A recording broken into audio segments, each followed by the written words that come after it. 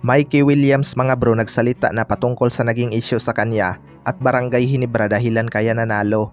Yan mga bro, pagkatapos mong i-like ang ating video, mag-subscribe na rin kung bago ka pa lang sa ating channel at i-click ang notification bell para lagi kang updated sa ating mga sports balita.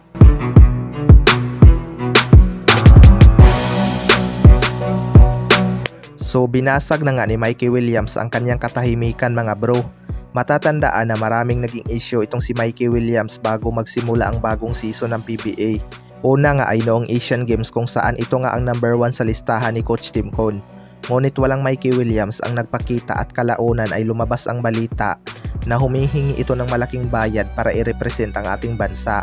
Hanggang umabot sa punto mga bro na tinerminate ng TNT Tropang Giga ang kanyang kontrata dahil hindi nga sila nagkasundo. Naubos na din siguro ang pasensya ng MVP Group dahil hindi rin ito naglaro noong AASL para sa kanyang mother team na TNT Tropang Giga. Sinabi nga ni Mikey Williams sa kanyang post mga bro na, "I've been silent for way too long enough with the lies. Get your facts straight and stop spreading false rumors." Tapos naka-mention si Homer Sison. So malinaw mga bro na sinabi ni Mikey Williams na nagsisinungaling itong si Homer Sison. Sigurado ako kilala naman ng lahat itong si Homer Sison lalo na ng mga Ginebra fans dahil naging hater nga ito ni Justin Brownlee. Sa kabilang banda naman mga bro, Barangay Ginebra dahilan kaya nanalo. Maraming ang naghintay o nag-abang sa debut game ng Barangay Ginebra kagabi mga bro. Hindi naman nila binigo ang kanilang mga fans dahil tinambakan lang naman nila ang Converge Fiber Xers. Maraming ang wala sa Barangay Ginebra dahil sa injury at hindi rin nakapaglaro itong si Jimmy Malonzo dahil dadaan pa siya sa CT scan upang ma-confirm. Kaya kita talaga natin mga bro na humina ang 3-point shooting ng Barangay Ginebra. Pero dahil sa halimaw na first quarter ni Sistan na may 17 points at 8 points naman para kay Tony Bishop, na idikit naman nila ang score. Silang dalawa nga lang ang umiscore sa first quarter mga bro.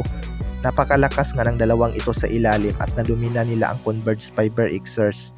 Samantalang nangangapa pa itong si Maverick Ahanmisi. Good thing pa rin dahil nagkakakumpiyansa naman na siya sa Barangay Ginebra matapos siyang ibabad ni Coach Tim Cone. Isa nga sa mga dahilan ng kanilang panalo ay ang kanilang magandang ball movement at team effort mga bro. Grabe talaga itong si Scottie Thompson magbigay ng magagandang assist sa kanyang mga teammate. All-around performance din kay Tony Bishop mga bro tulad ng ine-expect. Halimaw nga ang kanyang naging debut game sa Barangay Ginebra at marunong ding pumasa.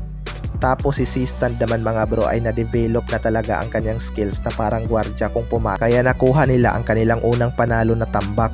Kayo mga bro, ano masasabi nyo tungkol dito?